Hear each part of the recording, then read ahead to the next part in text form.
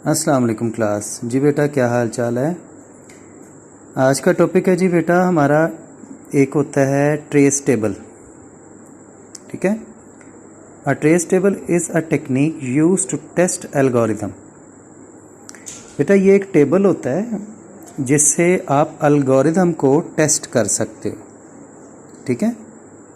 In order to make sure that the logical errors occur while the algorithm is being processed.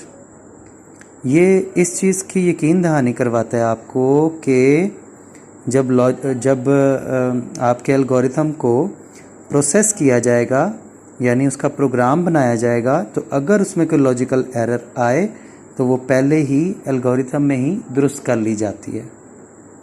ठीक है। ये table बड़ा काम की चीज़ होती है। अब इसमें क्या है यार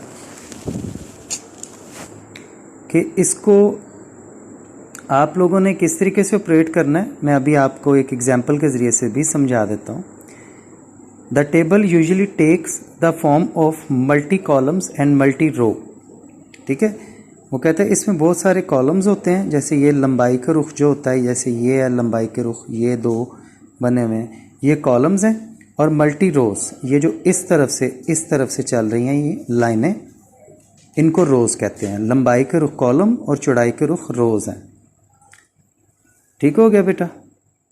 with each column showing names of data, her column के अंदर डाटे का नाम शो हो रहा था, जैसे ऊपर लिखा हुआ है काउंट, ऑल हाइट्स और हाइट। ठीक है, नजर आ गया। And each row showing values of data each step, यानी ये वैल्यूज जैसे 154, 40, 55, 64, 144, ये सारी उसकी वैल्यूज।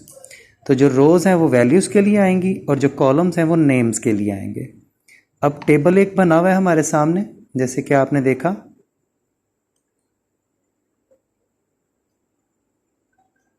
टेबल आपके सामने बना हुआ है, आपने देखा 1.3 ये टेबल।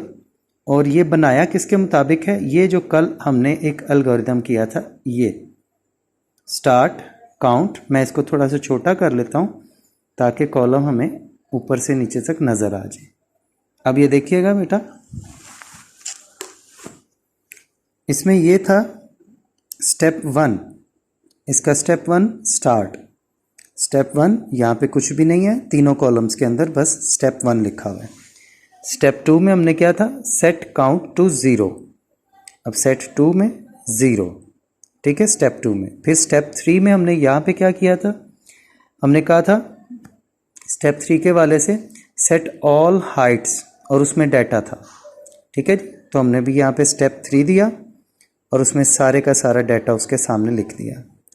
स्टेप 4 में यहाँ पर क्या था? For each height in the list all Heights. ठीक है जी, यहाँ पे 4 स्टेप में क्या आएगा? 154। ठीक है जी,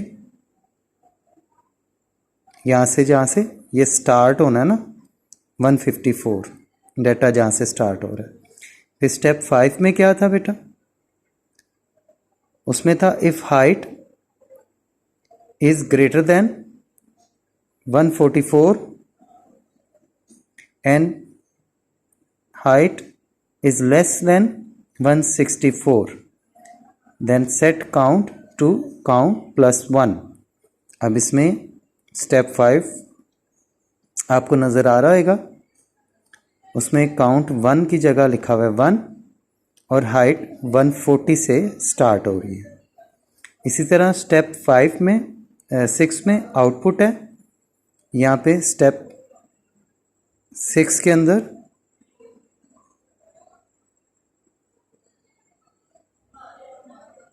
आउटपुट दी गई है। ठीक है, अब स्टेप 4 में ये यहाँ से देखें, स्टेप 4 स्टार्ट हो रहा है 154 से, फिर स्टेप 4 140, फिर स्टेप 1 में +1 होता जाएगा। ये असल में हमारे इस एल्गोरिथम के अंदर लिखा हुआ है, ये सारी वैल्यूज़ हैं और उसके अंदर +1 का मतलब होता है कि हर स्टेप के बाद दोबारा स्टेप 4 में आना है और अगला नंबर ऐड करना उसके अंदर। इसलिए यहाँ पर भी इसी तरीके से हो रहा है बेटा। क्या आप देख रहे हैं कि स्टेप 3 में डाटा आ गया, स्टेप 4 में स्टार्टिंग वैल्यू आ गई 154, फिर स्टेप 5 में आप देख सकते हैं कि स्टेप 5 में उसमें 1 प्लस हो गया और उससे अगली वैल्यू 140 आ गई यहाँ पे। फिर स्टेप 4 खाली, फिर स्टेप 5 में फिर 1 प्लस हो गया और अगली वैल्यू 155 इधर आ जाएगी। ये +1 का मतलब है कि हर दफ़ा उसमें अगली अगली अगली वैल्यू आती जाएगी। ठीक है, अब जैसे ही फिर आपने किया स्टेप 5 में 2 का मतलब है कि 155 के बाद नेक्स्ट वैल्यू उसके अंदर आ जाएगी, फिर 3 4 5 6 इस तरीके से ये चलता जाएगा टेबल सारे का सारा। ठीक है, असल में बेटा ये थोड़ा सा मुश्किल है, पेचीदा है आपके लिए चीज़ें, अभी आपको इसकी अच्छी समझ नहीं आएगी। इंशाअल्लाह ताला क्लास में और अच्छी समझ आएगी, लेकिन मैं इसलिए इसको पढ़ाता हूँ ताकि आप एक दफ़ा कम से कम इसको सुन लें। अब यहाँ पे देखिएगा जी, वो कहता है जी the blank means there is no change.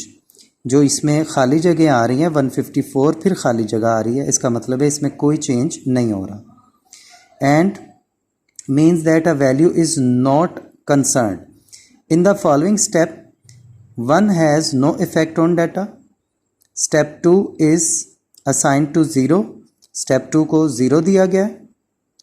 ठीक है,